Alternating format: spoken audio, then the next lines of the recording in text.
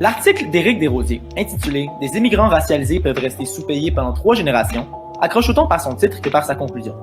Si on s'y fie, le revenu moyen des immigrants pourrait varier selon s'ils font partie d'un groupe racialisé ou non.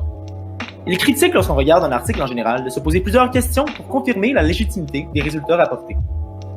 Il est tout d'abord critique de définir un terme, un immigrant racialisé.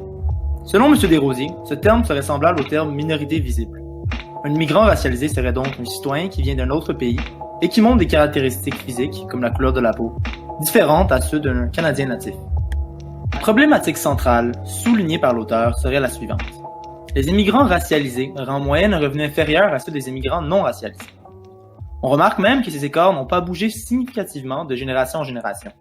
On nous fournit d'ailleurs plusieurs statistiques pour démontrer ces écarts.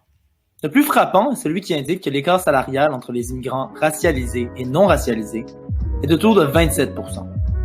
De plus, on constate que le taux de chômage des immigrants noirs est supérieur à ceux des immigrants non racialisés.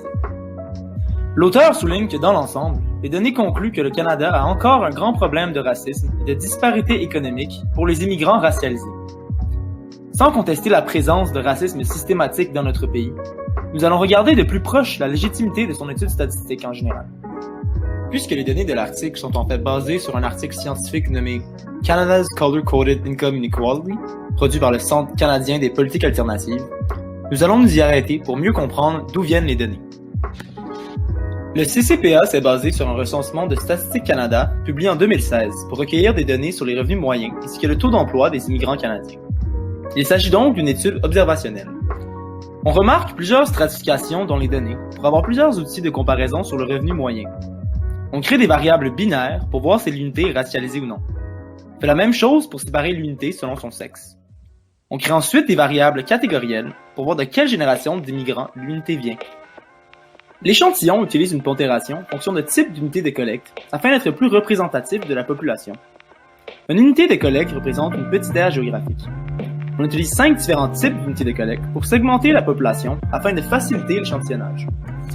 Également, Statistique Canada utilise de la post-stratification afin de corriger différents types d'erreurs, comme les non-réponses, le décès d'un individu ou son émigration. La post-stratification permet aussi d'éliminer les dédoublements.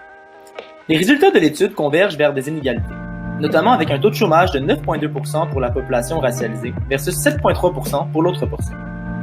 On remarque également qu'un homme racialisé gagne 78 cents pour chaque dollar d'un homme non racialisé, tandis que pour les femmes, c'est plutôt de 59 cents pour chaque dollar. Cet article scientifique possède plusieurs biais statistiques qui pourraient fausser les résultats et par extension rendre invalides les conclusions établies dans l'article du Devoir. De prime abord, la méthode d'échantillonnage semble avoir plusieurs défauts. On ne fait pas de stratification par province, ce qui aurait été très utile pour comparer les différents niveaux de revenus. La taille de l'échantillon semble également être inférieure à ce qu'on a besoin pour avoir un échantillon aléatoire dans une étude observationnelle. Finalement, on omet aussi la présence de la population autochtone dans l'étude. Le biais le plus important, qui biaise la conclusion de l'article du Devoir, est l'omission d'une variable explicative importante dans leur modèle. Lorsqu'on compare plusieurs groupes d'immigrants, il est impératif d'utiliser l'effet de cohorte.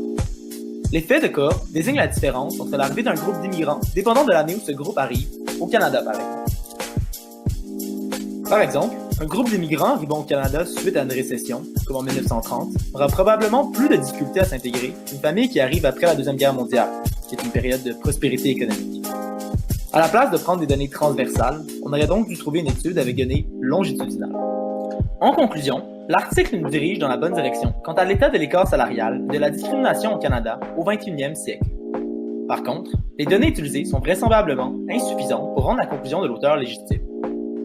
Il peut être judicieux de lire d'autres articles qui comblent les lacunes de notre exemple pour avoir une image plus complète de l'enjeu en question.